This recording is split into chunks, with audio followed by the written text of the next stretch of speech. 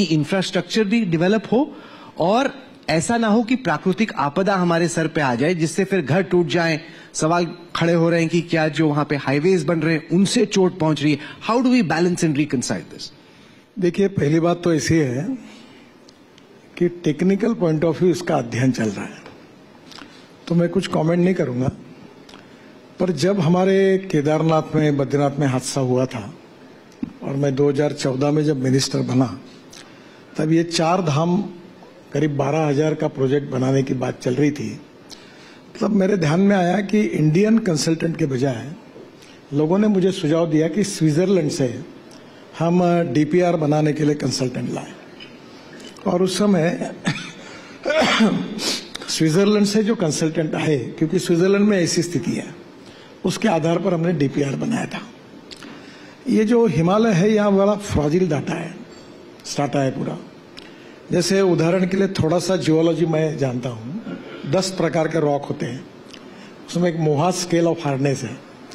टाल, gypsum, calcite, apatite, orthoclase, quartz, corundum, diamond. The diamond is suppose to be the hardest material. अब वहां जो है वो 2 नंबर पर जिप्सम है, और जिप्सम के कारण वैसे भी वो थोड़ा सा प्रॉब्लमेटिक सिचुएशन है। पर मुझे लगता है कि ये प्रॉब्लम आज का नहीं है, 1976 में भी आया था।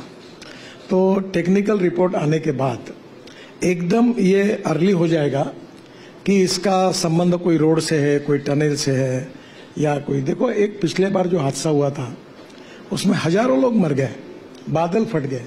तब प्रॉब्लम क्या था कि गंगा नदी के जोड़कर रोड था।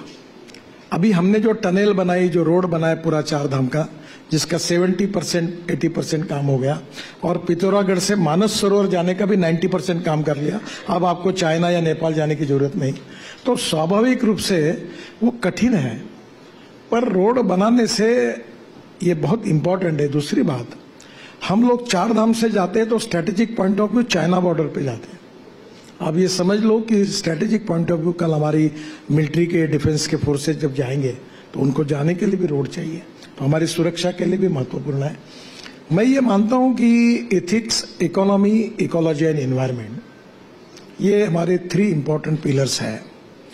और इकोलॉजी एंड एनवायरनमेंट को भी प्रोटेक्ट करना और डेवलपमेंट को भी करना।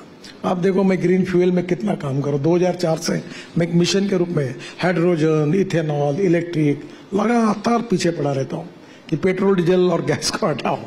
अब मुझे बताइए, हम पेड़ लगाने में इस साल हमने 2.5 करोड़ पेड़ लगाए। हमने कम से कम ये द्वारका एक्सप्रेस हाईवे दिल्ली का, उसमें 12,000 पेड़ ट्रांसप्लांट किए हैं। तो इकोलॉजी एंड एनवायरनमेंट भी चाहिए और डेवलपमेंट भी चाहिए। पर डेवलपमेंट करते समय अगर इकोलॉजी एंड एनवायरनमेंट का अगर उसके ऊपर धोखा होता है तो उसकी भी चिंता करनी पड़ेगी। हमारी सरकार की ओर से गंभीरता का इसका अध्ययन होगा और निश्चित रूप से इकोलॉजी एंड एनवायरनमेंट को प्रोटेक्ट करके हम आगे जाएंगे। आपके हमेशा से ही इंफ्रास्ट्रक्चर को लेके बहुत ही out of the box ideas रहे। ये बहुत बड़ा चैलेंज है, क्योंकि हम चाहते हैं कि पहाड़ों में पर्यटन भी हो, इंफ्रास्ट्रक्चर भी हो। आपने बोला बाराहोटी में चीन हमारे सामने बैठा है, उसका इंफ्रास्ट्रक्चर बहुत अच्छे से डेवलप्ड है, लेकिन ये माउंटेन्स बहुत फ्रेजाइल है और ऐसे में खतरा अभी लैंड सब्सिडेंस का हो, क्लाउड बर्स्ट का हो, बहुत ज्यादा है। और जैसे टूरिज्म आता है तो कमर्शियल इंपेरेटिव्स बढ़ते हैं, लाजमी तौर पे मनुष्य का लालच और ग्रीड भी होती है। इसको कैसे टैकल किया जाए? देखिए, आपको मैं एक प्रार्थना करूंगा कि आप बद्रीनाथ, केदारनाथ, गंगोत्री, यमुनोत्री भी एक बार चले जाइए। मैं गया हूं। अभी जो टनल्स बनाई हमने वहां, जो पहाड़ जो है, बिल्कुल सही आपका कहना कि वो प्रॉब्लम है, तो पूरी टनल बनाई है और उसको अंदर से कंक्रीटिंग किया हुआ है।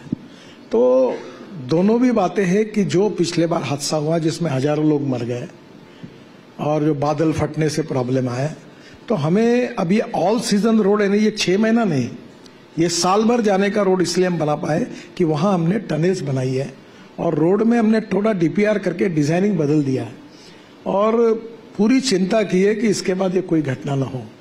अब जैसे जोशीमठ की बात आप कर रहे हैं, तो हमने जोशीमठ को रिंग रोड बनाया बाहर से, ताकि वहाँ के इसमें जो होटल्स है, रेस्टोरेंट है, कुछ बन चुके हैं और कोई परमिशन लिया, किसी ने नहीं लिया, ड्रेनेज लाइन छोड़ दी, वाटर पाइपलाइन फूट गई, तो हमको प्लान डेवलपमेंट करके चिंता करनी पड़ेगी। अब आपको ये है कि मैं कोई टेक्निकल कमेंट्स नहीं करना चाहता, पर अगर रॉक ठीक नहीं है और पानी अगर अंदर जाएगा तो क्या होगा।